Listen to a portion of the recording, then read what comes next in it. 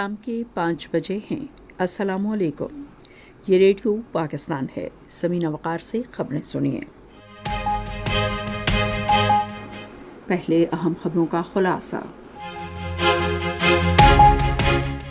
وزیر اعظم نے سرمایہ کاری میں اضافے اور وفاقی وزارتوں کی استعداد کار بڑھانے کے لیے ایک رہبر کمیٹی تشکیل دینے کی ہدایت کی ہے۔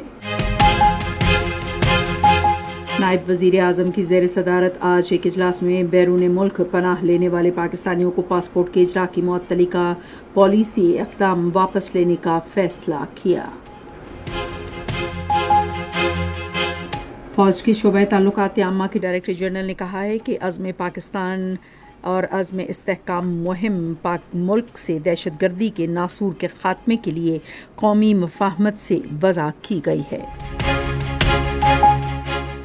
میسور غزہ کے علاقے خان یونس میں آج اسرائیل کے جاری حملوں میں 30 فلسطینی شہید ہو گئے۔ اور اب خبریں تفصیل کے ساتھ۔ وزیر اعظم محمد شہباز شریف نے کہا ہے کہ حکومت تاجروں اور سرمایہ کاروں کو کاروبار دوست ماحول فراہم کرنے کے لیے تمام ممکنہ اقدامات کر رہی ہے۔ انہوں نے آج اسلام آباد میں ایک اجلاس کی صدارت کرتے ہوئے متعلقہ حکام کو سرمایہ کاری اور وفاقی وزارتوں کی استعداد کار بڑھانے اور سرمایہ کاری میں اضافے پر ہونے والی پیش رفت سے متعلق رہبر کمیٹی تشکیل دینے کی ہدایت کی۔ وزیر اعظم نے ملک میں سرمایہ کاری بڑھانے کے لیے حکومتی عزم کا اظہار کیا۔ اجلاس کو بتایا گیا کہ سرکاری اور نجی شعبے کی شراکت داری کے ادارے نے کیرنامے نامی ایک کمپنی کے ماہرین کی خدمات حاصل کی ہیں، جس کا مقصد سرمایہ کاری کو فروغ دینا اور وفاقی وزارتوں کی استعداد کار بڑھانا ہے۔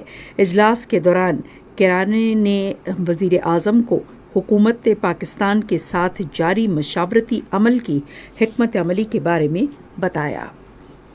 نائب وزیر اعظم اور وزیر خارجہ محمد اسحاق ڈار نے آج اسلام آباد میں ایک اجلاس کی صدارت کی، جس میں بیرون ملک مقیم پاکستانیوں کی فلاح و بہبود سے متعلق امور پر غور ہوا۔ اجلاس میں بیرون ملک پناہ حاصل کرنے والے پاکستانی شہریوں کے لیے پاسپورٹ کا اجرا معطل کرنے کا پالیسی فیصلہ واپس لینے کا فیصلہ کیا گیا۔ اجلاس میں پالیسی فیصلہ فوری واپس لینے اور 5 جون 2024 کا سرکولر ختم کرنے کا فیصلہ کیا گیا۔ اجلاس میں بیرون ملک مقیم پاکستانیوں کو پاسپورٹ کے اجرا میں تاخیر سے متعلق امور پر بھی غور کیا گیا۔ فوج کے شعبہ تعلقات عامہ کے ڈائریکٹر جنرل احمد شریف چودھری نے واضح کیا ہے کہ عزم استحکام مہم ملک سے دہشت گردی کے خاتمے کے لیے قومی مفاہمت سے وضع کی گئی ہے۔ انہوں نے آج راولپنڈی میں ایک نیوز کانفرنس سے خطاب کرتے ہوئے کہا کہ عزم استحکام کو متنازع بنانے والے عناصر اپنے مذموم عزائم کی تکمیل چاہتے ہیں، جن کا مقصد غیر قانونی عناصر اور دہشت گردوں کے گٹھ جوڑ کے خاتمے کے لیے ریاستی کوششوں کو نقصان پہنچانا ہے۔ انہوں نے کہا کہ عزم استحکام دہشت گردی کے خاتمے کے لیے جامع اور کثیر جہتی مہم ہے، جس کا مقصد ملک سے دہشت گردی کے ناسور کا خاتمہ کرنا ہے۔ DGISPR نے لوگوں کو بے گھر ہونے کے معاملے کو بھی مسترد کرتے ہوئے واضح کیا کہ اس مہم کا مقصد پہلے سے نافذ العمل قومی لاہ عمل کو مزید تقویت دینا ہے۔ ریاستوں اور سرحدی امور کے وزیر انجینئر امیر مقام نے افواج پاکستان کے خلاف بدنیتی پر مبنی مہم کی شدید مذمت کی ہے۔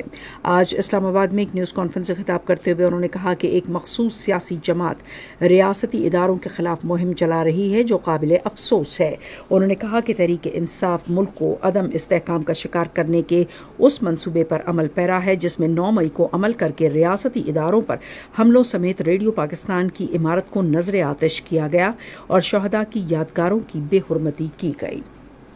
اطلاعات و نشریات کے وزیر عطا اللہ تارڑ نے آئندہ نسلوں کی خاطر بڑے پیمانے پر شجرکاری کی اہم ضرورت پر زور دیا۔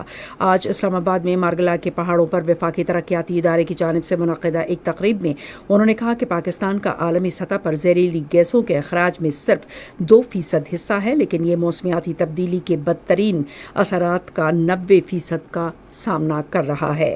وزیر اطلاعات نے عالمی سطح پر تعاون پر زور دیتے ہوئے زہریلی گیسوں کے زیادہ اخراج والے ملکوں سے کہا ہے کہ وہ موسمیاتی تبدیلی کے اثرات سے نمٹنے میں پاکستان سے تعاون کریں۔